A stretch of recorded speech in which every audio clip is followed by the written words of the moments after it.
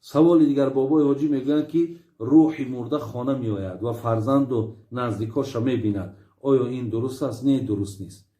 وقتی که روح ما به عالم برزخ که رفت و دیگر در اختیار خودش نیست که هر زمانی که خواهد مقصد پایان می شود، هر زمانی که خواهد آمده خانهش خبر می گیره، گویا که زنش می بینه، گویا فرزنداش می دیده، گویا که مقصد اگر اینها یگان خیر احسان نکنند اینها را ملامت میکرده و دیگر. لیکن اینها یگان اساس ندارند. بعضی کتاب‌های از همین فارسی های ما گوینم ولی اساس شرعی ندارند که اینها مقصد خسته و خانه ما و شما آمده حال ما و شما را نظارت کنند. سوال دیگر، من زن هستم، در روسیه یک زنی تاجیک همسایه داریم که میگوید تاجیکای ما فتوای دروغ میتن. در قرآن آمده است که یک طلاق هم 3 طلاق می شود، 3 طلاق هم 1 طلاق. کسی 3 طلاق شده است میتونه نکاح کند. در عربستان همین خیل میکنند. این تا کجا حقیقت دارد؟ التماس گویی. اکو برادران و خواهرای عزیز، امروز انا بسیاری از نفرها مفتی شدگی‌اند. یعنی به معنایی که در مسئله فتوا اینقدر مقصد بی‌پرواهند. یک چیز شما دانید که من افتا بغیر علم کان اثمه علی من افتا. پیامبر میگه کسی اگر فتوای نادرست دیه ضرر فتوا بر جان او است. برای همین از دادن فتوا بسیار احتیاط کنین. من قرآن خواندم، در قرآن 3 طلاق 1 طلاق، 1 طلاق 3 طلاق، بالکل این خطا است. بالکل این سخن در قرآن نیست که 3 طلاق 1 طلاق، 1 طلاق 3 طلاق. این خیلی نیست. برای هر کسی که یک کسی 1 طلاق 1 طلاق می شود، 2 طلاق 2 طلاق می شود، 3 طلاق 3 طلاق می شود. هر عددی را که به زبان بردی همون 3 طلاق گفتی 3 طلاق می شود. در عربستان، در پاکستان، در قورستان، در کجای چیزی هست نیست. برای ما این دولت ها دلیل و حجت نیست. برای ما حجت سخن قرآن، سخن پیامبر نازنین، قول مجتهدان که مجتهدای ما مقصد چگونه معنا کردن این سخنها را. از این لحاظ هر کس از پیش خود فتوا نتید. این سخنی کسی گفته است این سخن بالکل بی اساس است، جاهلانه است، خطا است. برای همین اگر طرف زن کسی میگه تو بر من 1 طلاق 1 طلاق میشه، تو بر من 3 طلاق 3 طلاق میشه.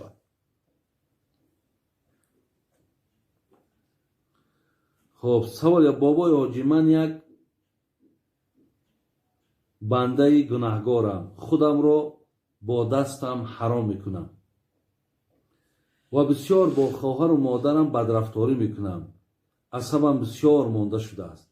از شما بسیار خواهش دارم به من مصلحت دهید چیکار کنم و در حق بابایم دعا کنید. نو از دنیا گذشتم. اکول در قرآن برادران عزیز، انا این قرآن در دست من سوره داریم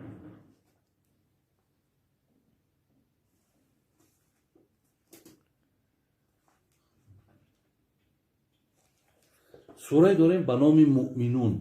اینجا در این دادر ما گفته است که من به دست خودم حرام میکنم و همچنان رفتارهای خیلی زشت به مثال خواهر و نزدیکام دارم.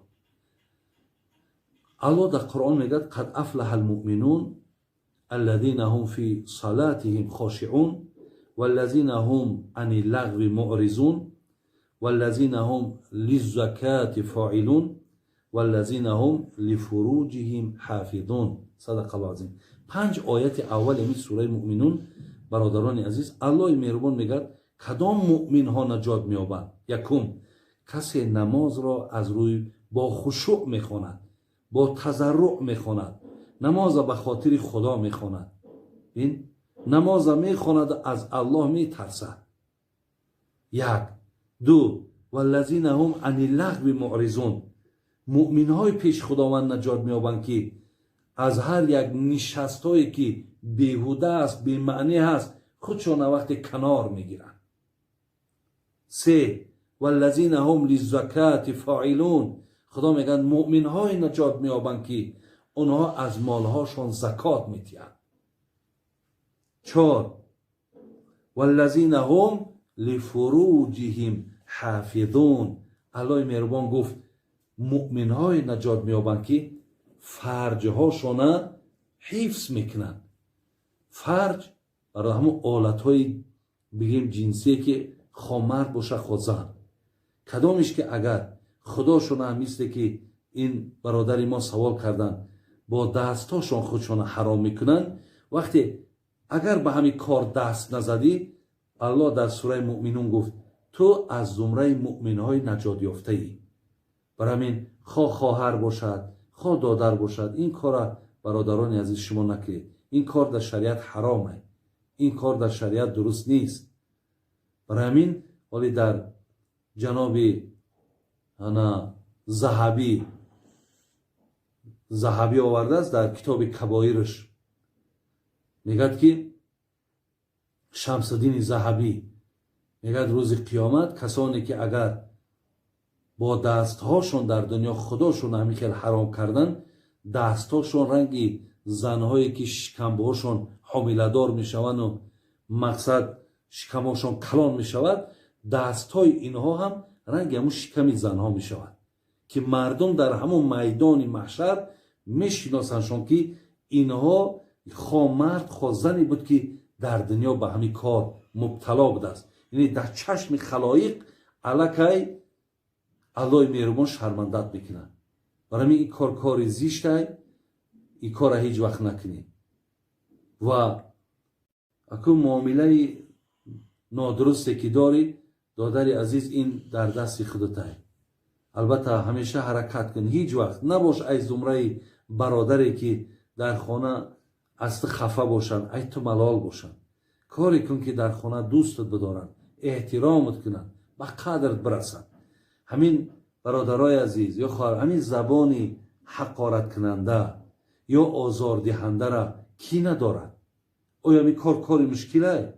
این کار مشکل نیست، ولی رای بهبود خوبش میه که ما با فرزندامون، با خواهرامون، با اولادامون همیشه معامله خوب کنیم.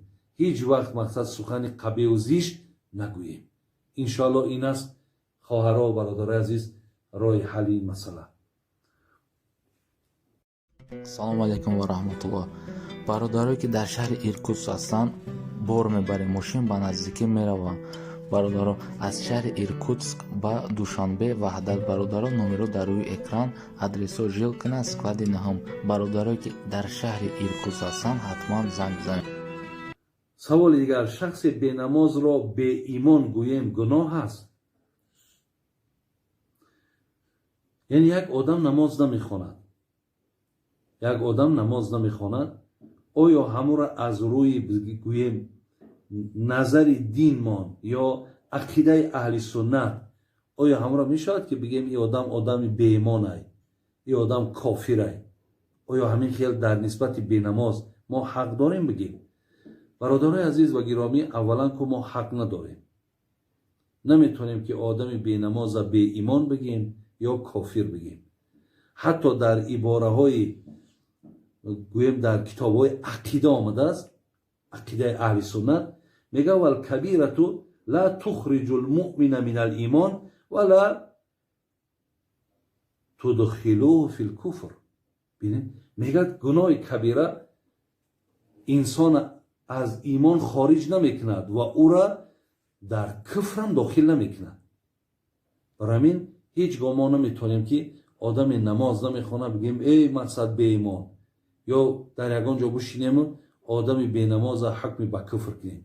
گاه میشه در موعظه و در برآمدا مقصد یکی از دهن میبراید که میگوی که مثال پیامبر گفته است که آدمی که نماز نخواند، خب بین مسلمان و بین غیر مسلمان فقط فرق نماز است، لیکن اینجا در او کفری را که در حدیث آمده است حتی گویم خود امو شارح های حدیث میگن این کفر نعمت های، این کفر مطلق نیست. برای همین یعنی کسی نماز نخواند، نماز که یه نعمت های ای همی بگیم چیکار کرده است؟ کفران کردگی است. یعنی از همین چشم پوشی کرده است. ای همین نعمت خدا خودش دور گرفته است که وای باید چشم پوشی نمیکرد، باید دور نمیگرفت، بلکه پایبند نماز میشید.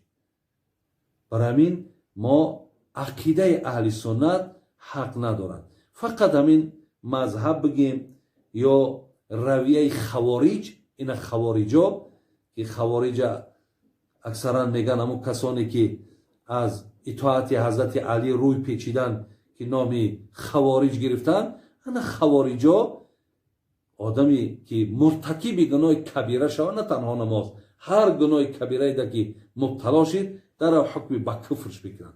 برای این عقیده ما و شما برادر عزیز این نیست که ما آدمی بی نماز بی ایمان بگیم یا کافر بگیم، فقط وای آدمی گناهکاره و از همین نعمت خداوند کفران کردگیه. بهترش همینه برادر عزیز که ماها در نسبت اونها سخنهای قبیح نگیم. ما گفتی حضرت مولوی ما برای وصل کردن آمدیم، نه برای فصل کردن آمدیم. ما نه آمدیم که نفرهای را از دین من دور کنیم. ما برای آن آمدیم که مردم با پروردگار ما پیوست کنیم. انا که تو اگر بسیار اینقدر اگر مقصد مرده که خطا بغیرت مجاهد خیلی خطا اگر آدمی دیندار بگیری، تو یک آدمی که نماز نمیخوانه او را پایبند نماز کن. یک آدمی روزه نمیگیره تو را مقصد با ماه مبارک نزدیک کن. انا انشاءالله این از غیرت ما و شما برادر عزیز.